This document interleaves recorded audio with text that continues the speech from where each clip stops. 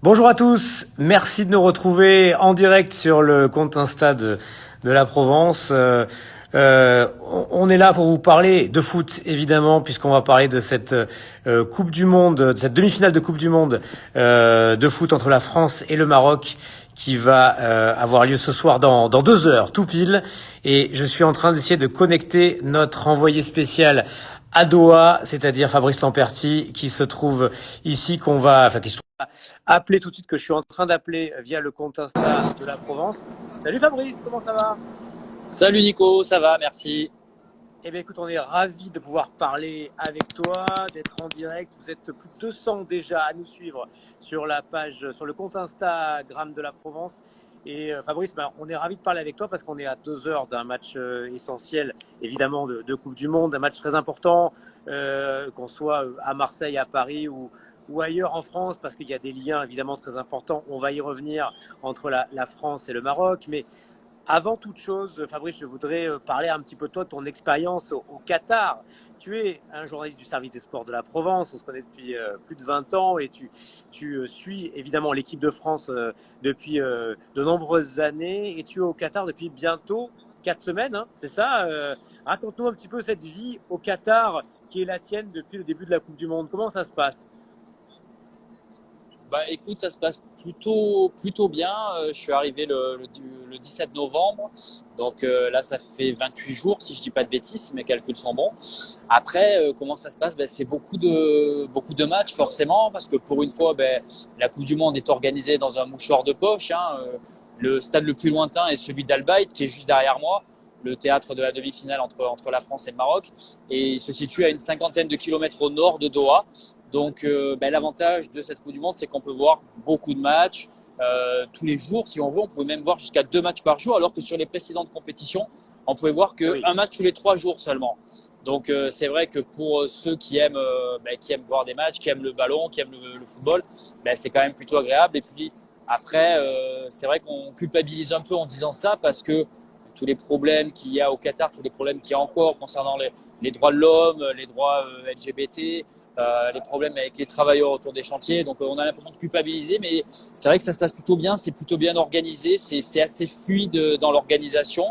Avec, tout est fait en fait. Le pays s'est mis à l'heure de la Coupe du Monde. Alors, forcément, il y a des petits ratés, il y a des trous dans la raquette, mais dans l'ensemble, ça se passe vraiment bien. Oui, on a l'impression que le Qatar a fait le maximum parce qu'il y a en effet beaucoup d'argent et l'envie de donner une image exemplaire au monde. C'est-à-dire parce que le Qatar accueille le monde, hein, c'est ça, Fabrice, hein. Donc pour eux, c'est un rendez-vous décisif pour l'image d'un pays qui a besoin de, de la Coupe du Monde, qui a eu besoin de racheter le Paris Saint-Germain, enfin pour construire aux yeux du monde une image positive. Est-ce que tu ressens ça, cette envie du Qatar de donner une image positive? Oui, parce que tout est fait pour que les choses se passent bien, et elles Ouais. se passent plutôt bien d'ailleurs. C'est dès qu'on arrive à l'aéroport de Doha, à l'aéroport Hamad International, c'est voilà, il y a des affiches de partout où on célèbre le football, où on le met en avant. Donc non, non, c'est puis en plus de ce qu'on a cru comprendre, c'est que c'est un test extrêmement important pour le Qatar, hein, qui avait déjà accueilli d'autres compétitions internationales, pas aussi prestigieuses et aussi importantes que la Coupe du Monde de foot, mais d'autres compétitions par le passé.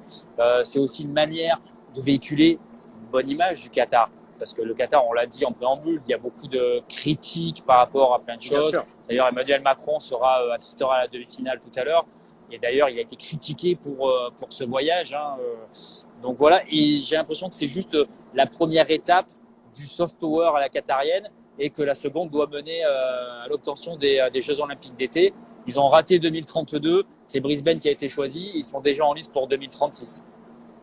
Alors, avant, on va parler évidemment et restez avec nous, vous tous qui nous regardez. N'hésitez pas à poser vos questions à Fabrice, qui donc depuis 4 semaines est au Qatar et va pouvoir nous en dire long sur la vie au Qatar, tout simplement, hein, et sur la vie d'un envoyé spécial, d'un journaliste marseillais qui se retrouve au Qatar pendant 4 semaines. Mais je voudrais juste que tu nous dises, voilà, on est comment au Qatar? Est-ce qu'il fait vraiment chaud? Est-ce qu'il fait vraiment froid dans les stades? Comment ça se passe au quotidien? Voilà, on sait que les matchs finissent tard. Raconte-nous tout simplement ta vie de journaliste envoyé spécial au Qatar. Déjà, là, je vois derrière toi, je crois, tu es où? Tu es dans une salle de presse, devant le stade. Où te trouves-tu exactement là? Non, je suis juste devant le stade d'Albaït qui est derrière moi. Albaït, qui est, D'accord. je décale un peu la caméra. En fait, Ouais, c'est ouais. une espèce de, c'est un stade qui a été construit pour rendre hommage au peuple bédouin et ça ressemble à une tente. Donc c'est Oui. Ouais, architecturalement, ouais. c'est assez incroyable. Bon, le pays évidemment a englouti des dizaines et des centaines de millions pour que ce stade voit le jour un petit peu au milieu de nulle part. Je vais vous montrer aussi derrière moi, vous voyez, je sais pas si vous voyez là derrière moi ce truc blanc.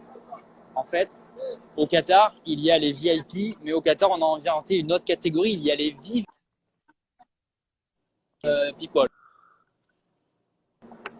Et donc, Alors du attends, coup, cette j'ai raté passerelle la fin de ta permet phrase, Fabrice, aux. désolé. J'ai raté la fin de ta phrase. Tu disais, il y a les VIP et les… Il y a et les VVIP, donc encore D'accord. la classe supérieure. Et donc, du coup, je ne sais pas si vous avez vu la passerelle que je vous ai montrée. En fait, c'est une Oui, passerelle tout qui à fait. permet d'amener ces VVIP au pied de la tribune pour qu'elle n'ait quasiment pas de chemin à faire pour aller s'installer en tribune officielle ou dans les loges. Donc voilà. Après, sur les conditions climatiques, il a fait très chaud au début, Ouais. vraiment. Euh,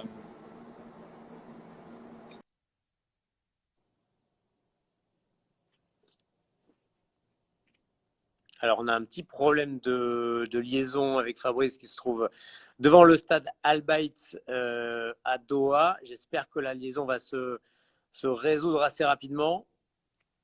Fabrice, on te… Ah, oui, c'est bon, c'est bon. Je t'ai retrouvé, Fabrice. Désolé, ça marchait pas très bien. je suis de retour, c'est bon. Ouais, Bon, c'est bon. super. Ouais, des fois ça saute. Le wifi peut sauter par moment. Donc, Ouais, ouais. je sais plus où on en était. Je vois sur les conditions climatiques. Non, mais tu me disais qu'en Il a gros, fait le vraiment contexte est très. plutôt pas mal. Au niveau climatique, ouais. Il faisait chaud au début et plutôt frais en Ouais, fin de compétition, hein, c'est ça? ben ouais, il fait plutôt un peu plus frais. Hein. C'est pas non plus l'hiver tel que vous le connaissez à l'heure actuelle à Marseille et ailleurs.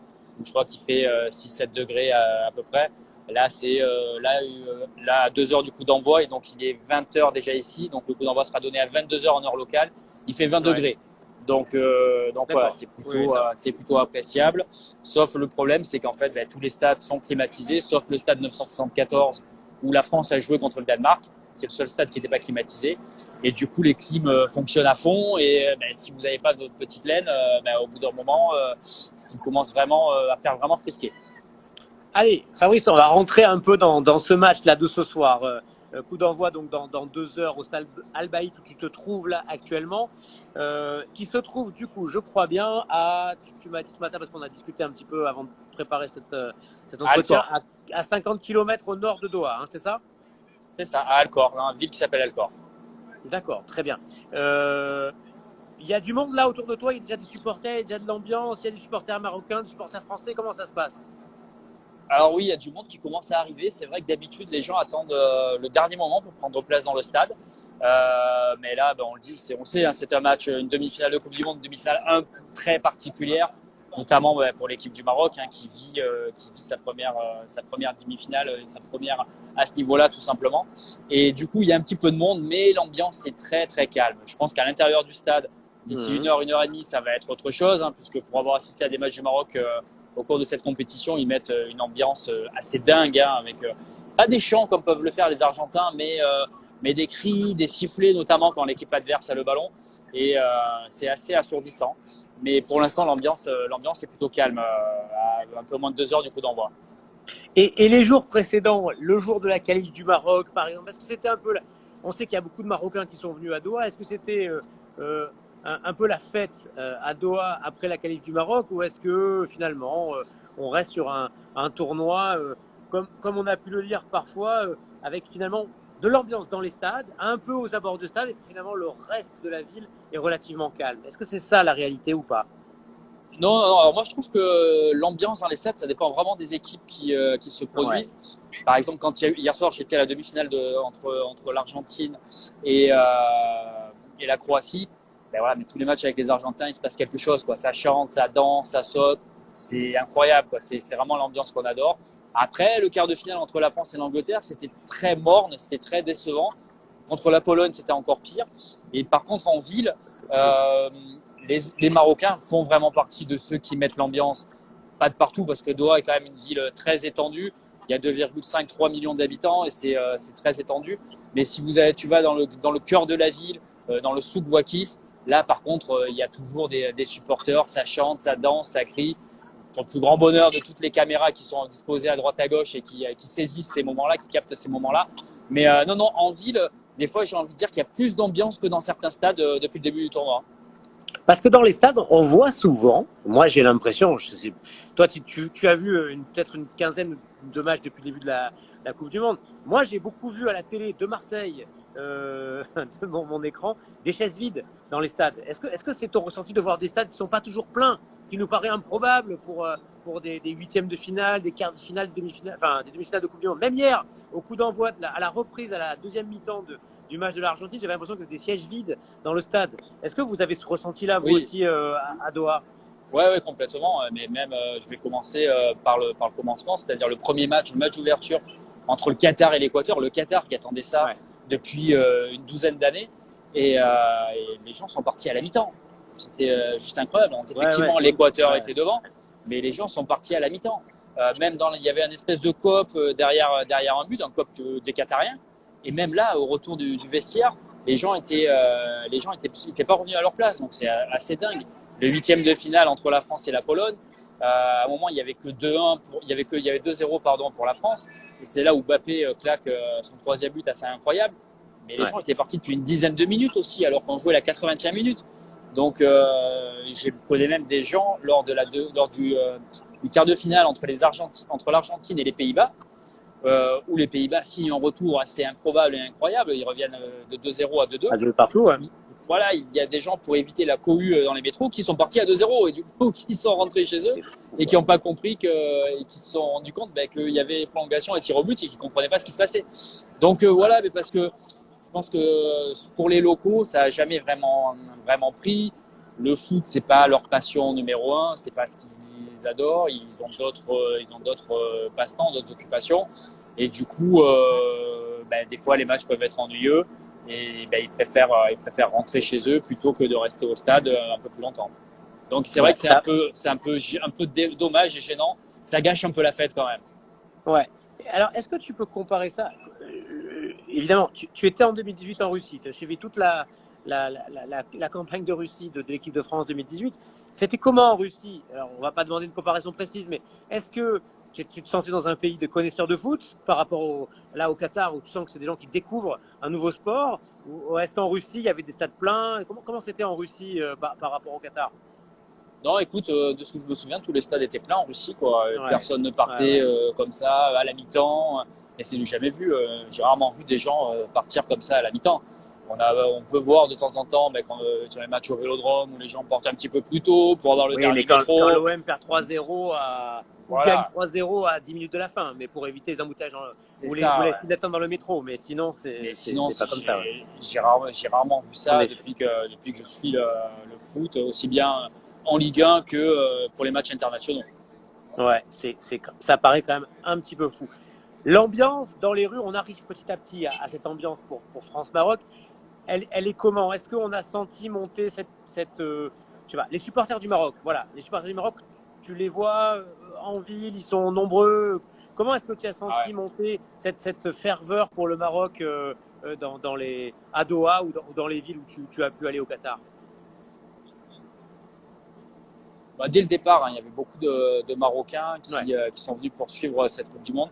Il y avait plus de Tunisiens. Au départ, les Tunisiens mettaient une ambiance encore un peu plus dingue, encore plus incroyable que les Marocains. Mais j'avais vu le match Maroc-Belgique que le Maroc avait gagné 2-0 d'ailleurs. Et l'ambiance était tout simplement dingue. Et non, mais ça monte en puissance aussi parce qu'il y a de plus en plus de supporters du Maroc qui débarquent. Là, il était question qu'il y ait 30 vols qui viennent de Casablanca. A priori, de ce que j'ai compris, il y a eu des problèmes et du coup, il y a que la moitié qui ont pu arriver parce que tout le monde n'avait pas de billets pour les matchs. Donc, du coup, les autorités qatariennes ont décidé de suspendre la moitié des vols parce que c'est un peu le bazar. Tout le monde n'a pas de place. Hier, ils ont donné 10 000 places. Ça a été un peu la cohue. Ça a été un peu le bazar.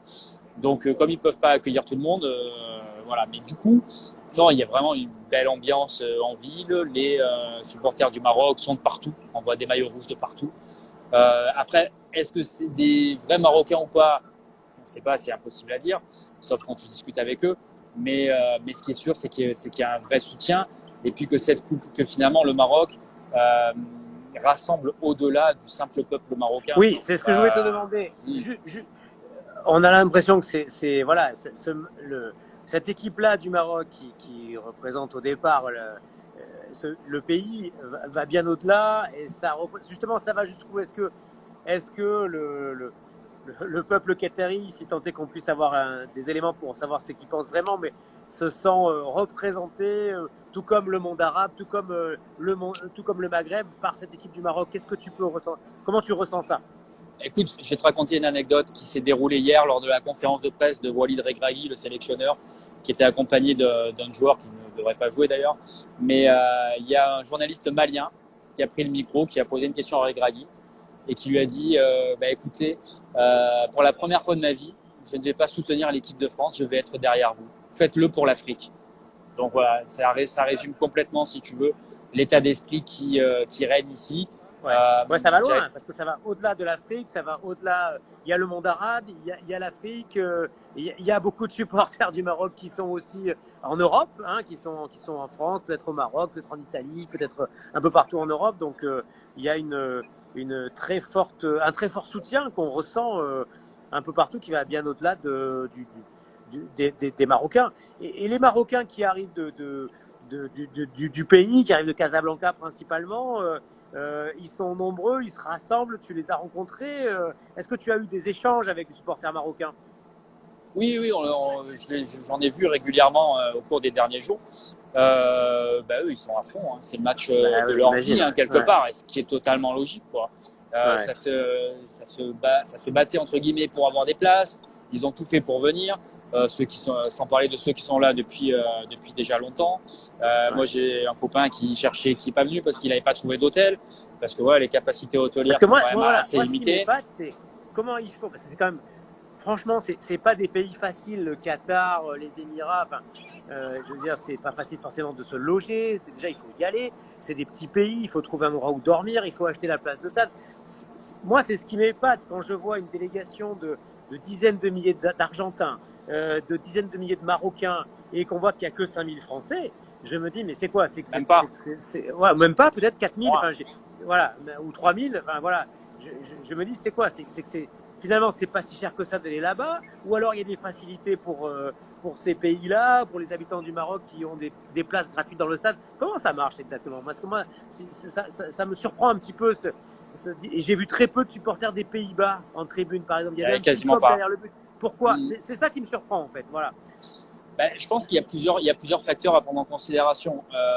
Il y a certains pays, comme le Maroc, comme l'Argentine, qui aident leurs supporters à venir. Ouais. Par exemple, pour le Maroc, là, pour les vols qui sont partis de Casablanca entre hier et aujourd'hui, ils ont fait des tarifs spéciaux de 450 €. Alors d'habitude, c'est le double. Après, ils donnent beaucoup de place aussi, donc ce qui facilite les choses. Concernant l'Argentine aussi, c'est rigolo, j'ai rencontré David Trezeguet en fin de semaine dernière et j'en parlais avec lui.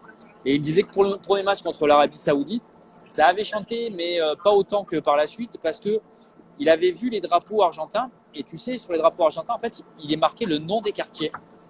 Donc, nous, ça nous dit rien, quoi, en européen. Des quartiers de Buenos Aires. De Buenos Aires. Et il nous disait que c'était que des quartiers un peu huppés. Et il m'a dit, à partir du deuxième match, il y a eu les mêmes drapeaux, mais avec les noms d'autres quartiers, de quartiers plus populaires. Et depuis, le soutien envers l'Albi Céleste est allé crescendo. Et il faut savoir aussi que la fédération argentine, pour que l'équipe de Lionel Scaloni soit vraiment encouragée, soit vraiment poussée de manière incroyable, elle a payé le voyage à certains groupes de supporters, mais des groupes de supporters de certains clubs.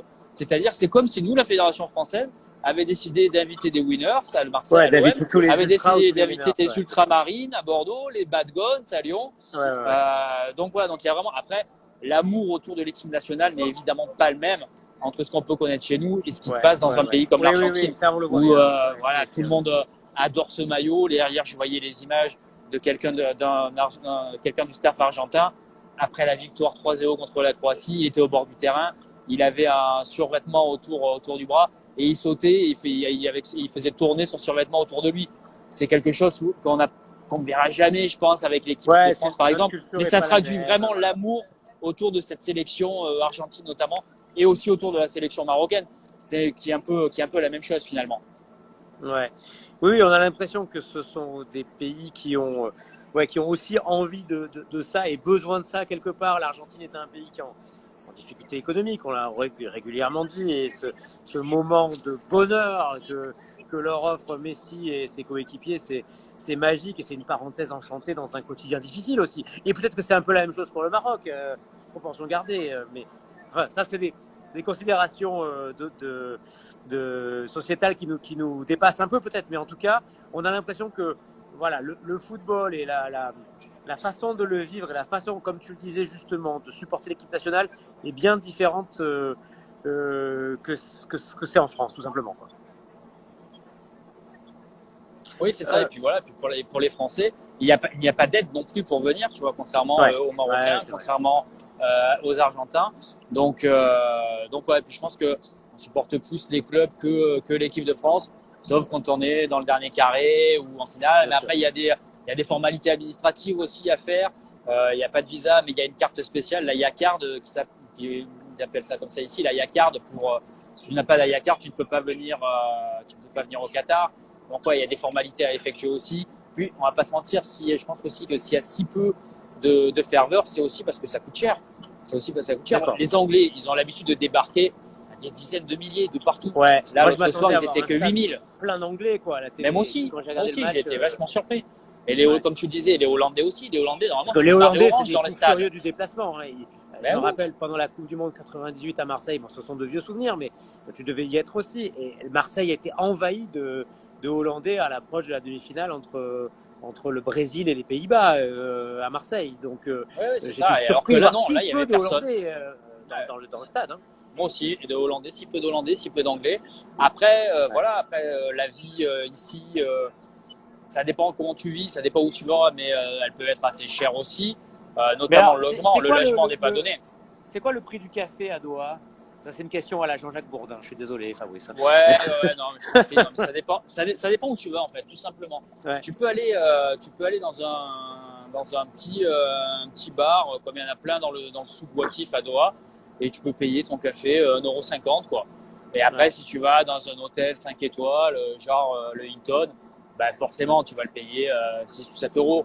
Mais après, si tu te débrouilles bien, des fois, tu peux manger pour 15-16 € sans problème. Après, voilà, dans les établissements PUP, les tarifs augmentent considérablement, évidemment.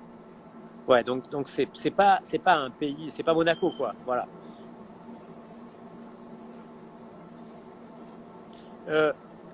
On va parler un peu du match, Fabrice, maintenant, parce qu'on est quand même à maintenant presque 1h30 du match, 1h40 du coup d'envoi.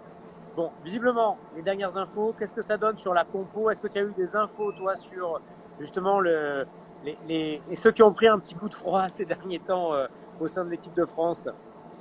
Ouais, ben écoute, Mécano et Rabiot. Ouais, ils débuteront pas le match. Hein. Ouais.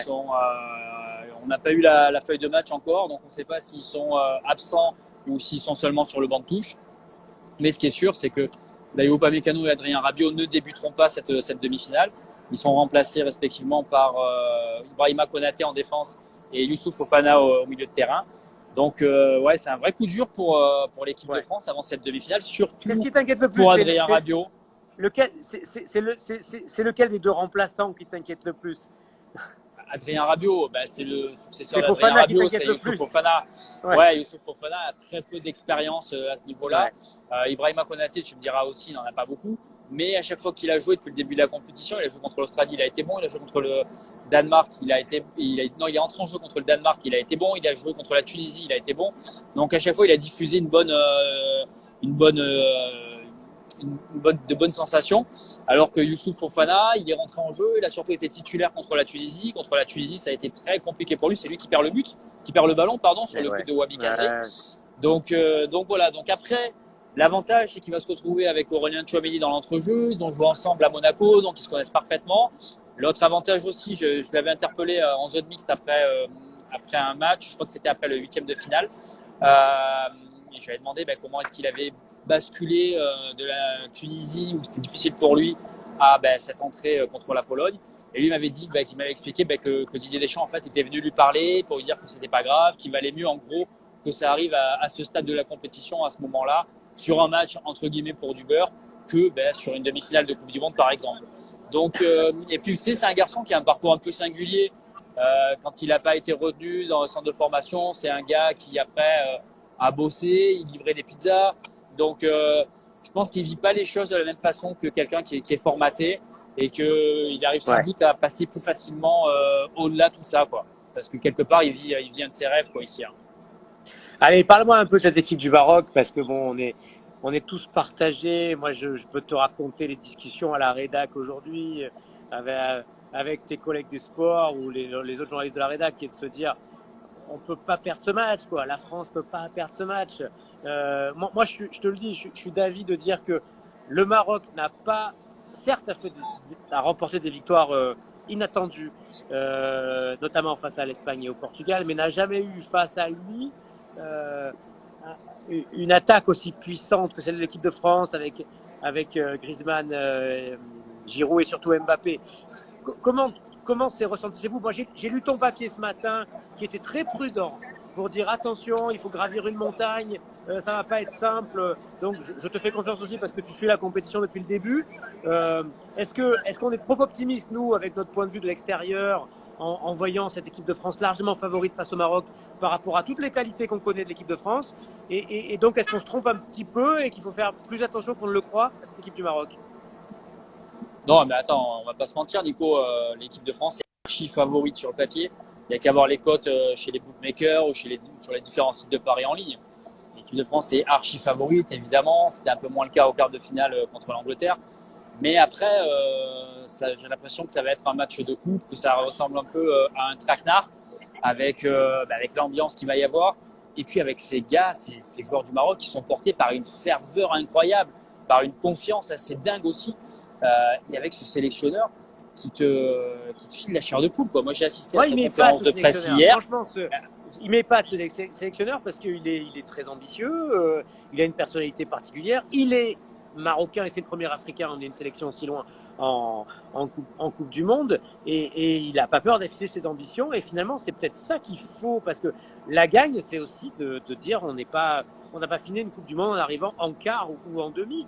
Quelle impression il vous a fait en conf de presse quand vous l'avez croisé ce sélectionneur marocain? Je vais te raconter la vérité.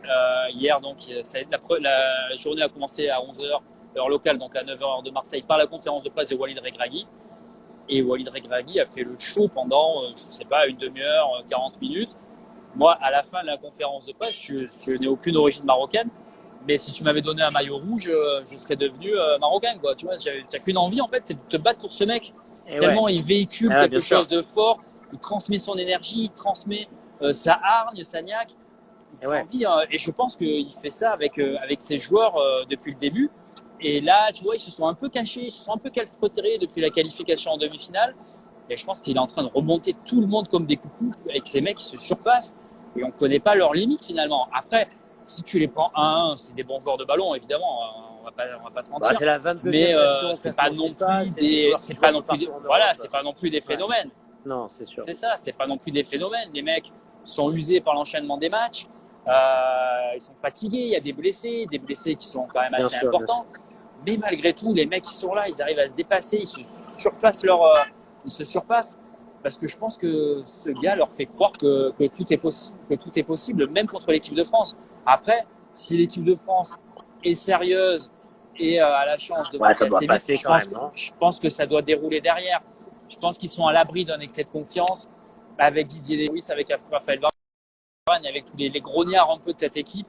Mais après, ça reste un match de football. On a déjà vu des surprises en football, on en verra encore. Et si jamais tu n'as pas de chance, que tu touches le poteau, que le gardien adverse est en folie et que l'ambiance, ça prend, que ça monte, tu sais jamais ce qui peut se passer. Donc, je pense vraiment que l'équipe de France se méfie particulièrement et d'autant que, comme on le disait précédemment, elle sera diminuée avec l'absence de deux titulaires plutôt importants depuis le début de cette compétition avec Rabiot et Upamecano.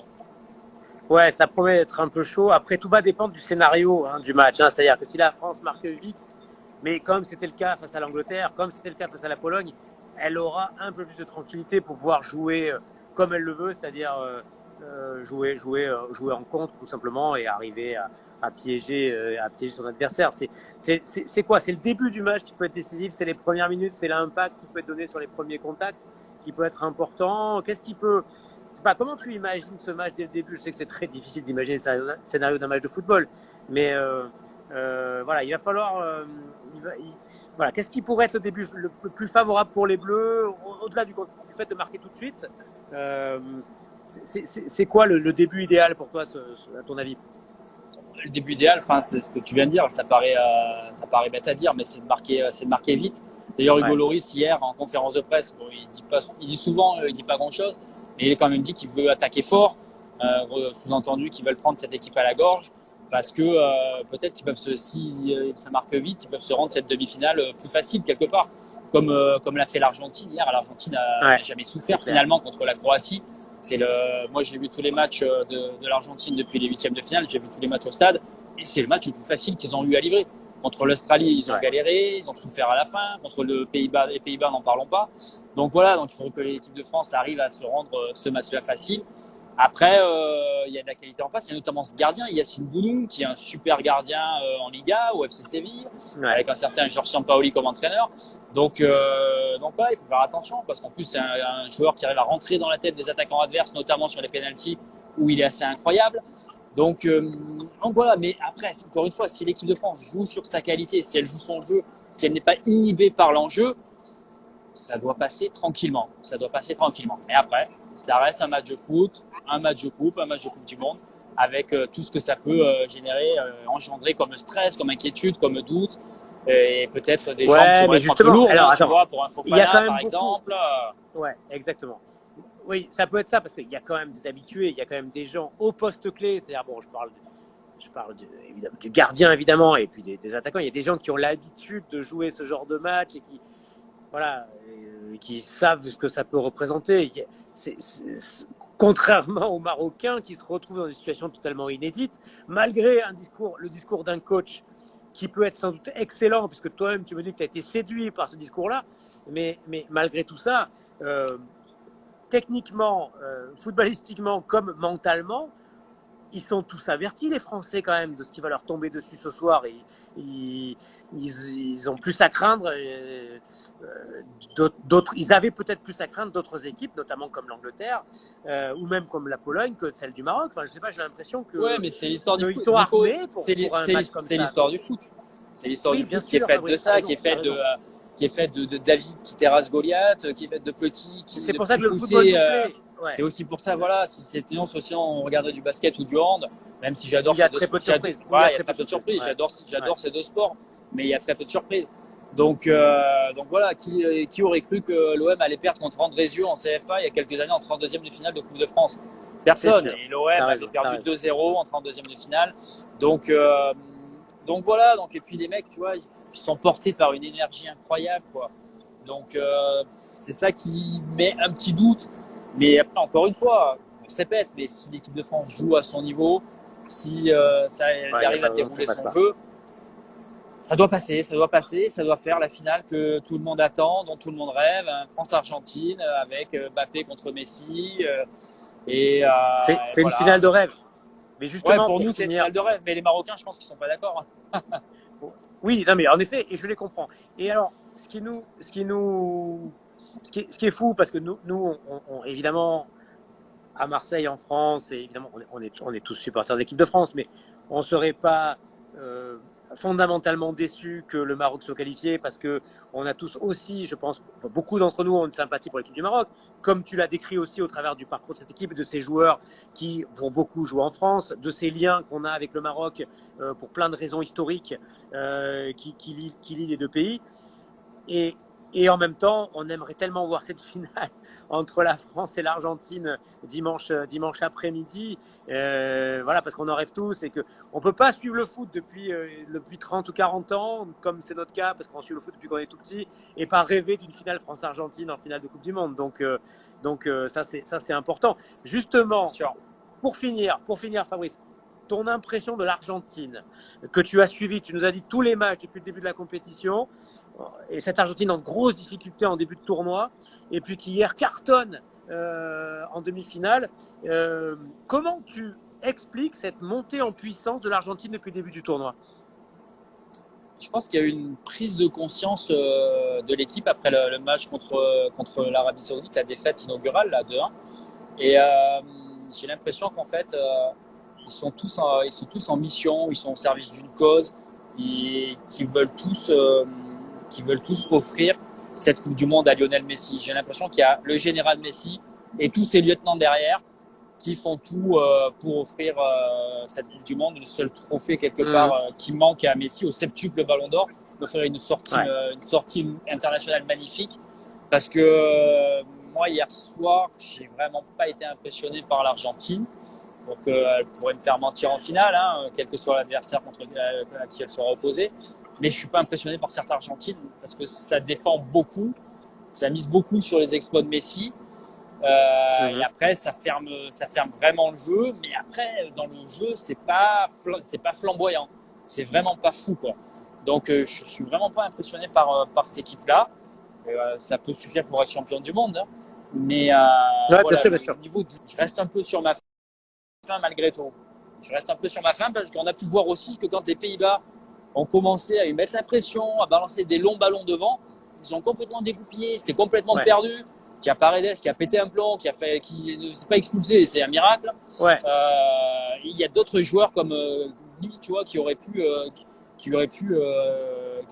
prendre cher et qui auraient pu être expulsés et ne pas voir les demi-finales, par exemple.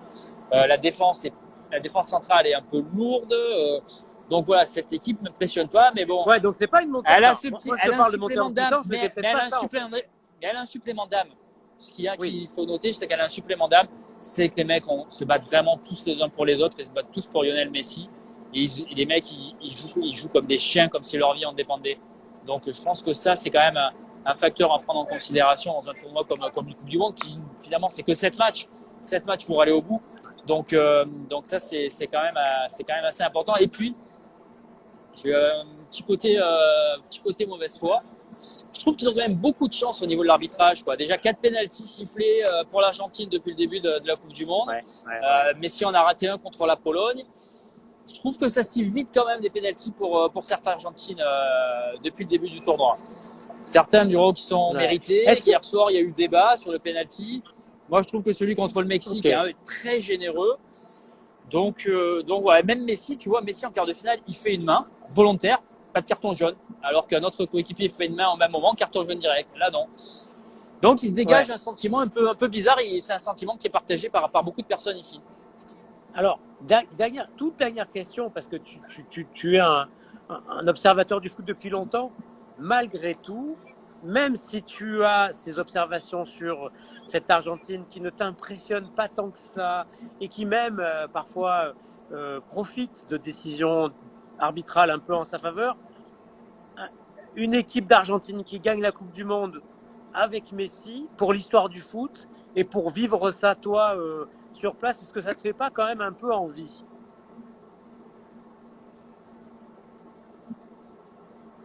Tu as entendu ma question jusqu'au bout ou pas? Ouais, oui, j'ai entendu ta question jusqu'au bout, bien sûr. Vas-y. C'est un peu frisé, mais ça va. Non, mais évidemment, voir l'Argentine et Messi gagner la Coupe du Monde ici, avec un stade, il y aura sans doute 60 000 Argentins, ce serait fabuleux, quoi, évidemment. Ce serait un moment d'histoire, quoi, quelque part, hein, d'autant que Messi court après ça depuis longtemps, que les supporters chantent pour Lionel Messi, mais ils chantent aussi tout le temps pour Diego Maradona. Donc ça serait une espèce de manière pour Messi d'essayer un petit peu de rejoindre l'idole de tout un peuple. Donc oui, non mais footballistiquement, ce serait quelque chose d'énorme à vivre, quoi. On est bien d'accord.